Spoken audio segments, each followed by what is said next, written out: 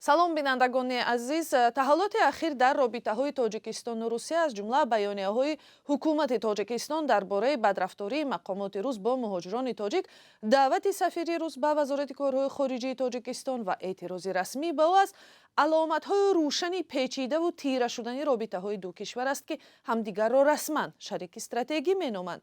То куҷо сабаби бад шудани муносибатҳо ҳамлаи террористӣ ба Крокус аст ё чизи дигар? Дар ин бора суҳбате дорем бо Анна Матвеева, таҳлилгари муқими Лондон, ки ҳамкориҳои ду кишварро хуб медонад.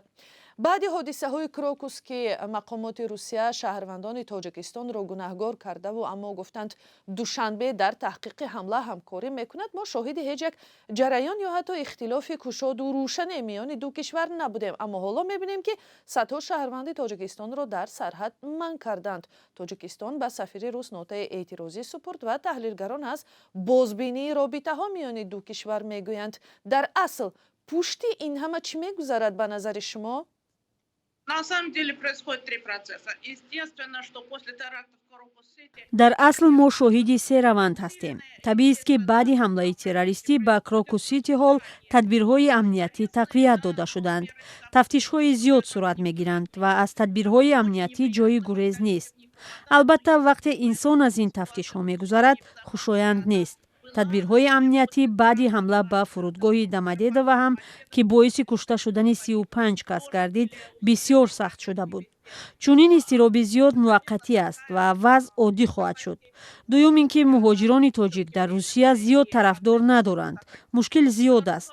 маълум нест то куҷо ба ҷомеа ҳамоиш меёбанд ё ҳукумат дар ин кор мусоидат мекунад, забон меомӯзанд ва ё ба фарҳанги маҳаллӣ мутобиқ мешаванд. яъне дар ҷомеа тақозо ба тақвияти амният эҳсос мешавад. аз тарафи дигар Русия бе муҳоҷирон наметавонад ва дар сиёсати муҳоҷират бебандуборие вуҷуд дорад. зарурат ба ислоҳи қонуни муҳоҷират аз солҳо пеш вуҷуд дошт ва баъди ин ҳодисаҳо ин ҷараён суръат бахшида мешавад. аз як сӯ ин як ҷараёни мусбат аст, чун муҳоҷироне ки аз Тоҷикистон меоянд қонунӣ хоҳанд буд ва барои кору фаъолият ҳуқуқ ва шароити беҳтаре хоҳанд дошт. яъне дар маҷмӯъ ин тадбирҳо паёмадҳои мусбат хоҳанд дошт, ҳарчанд ҳоло бисёр нохушоянд ҳастанд. Но сейчас они весьма, конечно, неприятные. ба фикри шумо то куҷо вокунишҳои Тоҷикистон ба тарзи бархурд бо шаҳрвандони ин кишвар ҷиддист ва оё фақат барои мардуми дохил аст, ки мо барои ҳимояи ҳуқуқи шумо талош мекунем? Конечно, они хотят успокоить своих граждан, что с одной стороны... табиист, ки онҳо мехоҳанд шаҳрвандони худро ором кунанд ва бигӯянд, ки дар фикри ҳимояти онҳо ва мисли онҳо нигарон ҳастанд. аз сӯи дигар мехоҳанд нишон диҳанд, ки онҳо ором нанишастаанд ва бозигари фаъол ҳастанду аҳроми фишор доранд. яъне як мавқеи мутавозинро гирифта мехоҳанд бигӯянд, ки аз ҳаққи мардуми худ дифоъ мекунанд ва ҳамзамон намехоҳанд бо Русия робитаҳоро бад кунанду ҳамаро барбод бидиҳанд.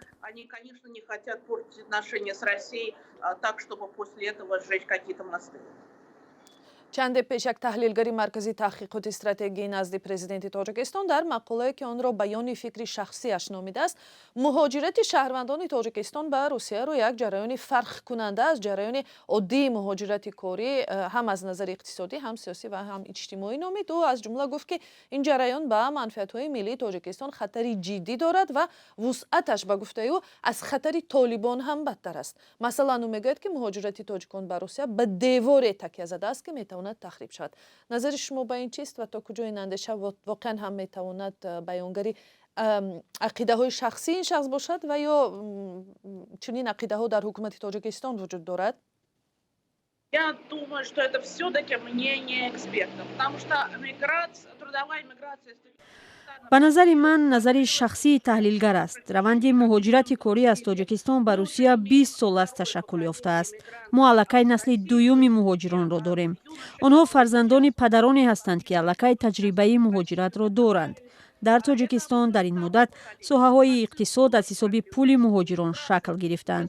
аз ин ҳисоб мардум метавонанд хонаҳои хубе бисозанд, таъмир кунанд, ободкорӣ кунанд, чунки ба ҳамин даромадҳо такя мекунанд. аз ҳамин сабаб муҳоҷират як бахши иқтисоду иҷтимоиёт ва ҳамчунин фарҳанг ҳам ҳаст. برای بسیار مردان جوان مهاجرت مثل یک مکتب زندگی شده است که از پستی و بلندی های آن گذشته آب و تاب می‌یابند. میان آنها همراهی پیدا می شود. در روسیه مهاجران به همدیگر کمک کرده دست یکدیگر را میگیرند. این یک پدیده بسیار کلان فرهنگی است که پررو آموخته نشده است. اینکه اقتصاد تاجیکستان و درآمد مردمش به روسیه وابسته است، خطرهای جدی در پی دارد.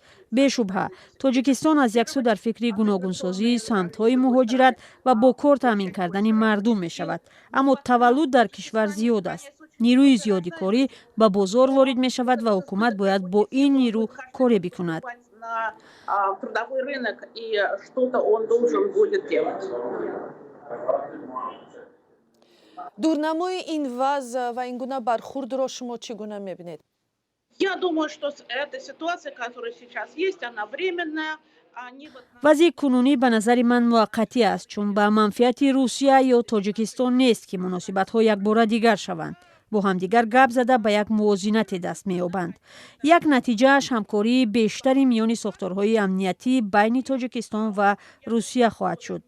به نظرم به قریبی ما شاهد فعالیت همکاری‌های بیشتری خدمات امنیتی روسیه در تاجیکستان می‌شویم. Мы будем видеть активизацию России их служб безопасности в Таджикистане. Вот это вот, я думаю, мы увидим скоро. تشکر. آنا مطوی‌eva تحلیلگر سیاسی از دانشگاه سلطنتی لندن با ما صحبت می‌کرد. تشکر زیاد. سلامت باشید.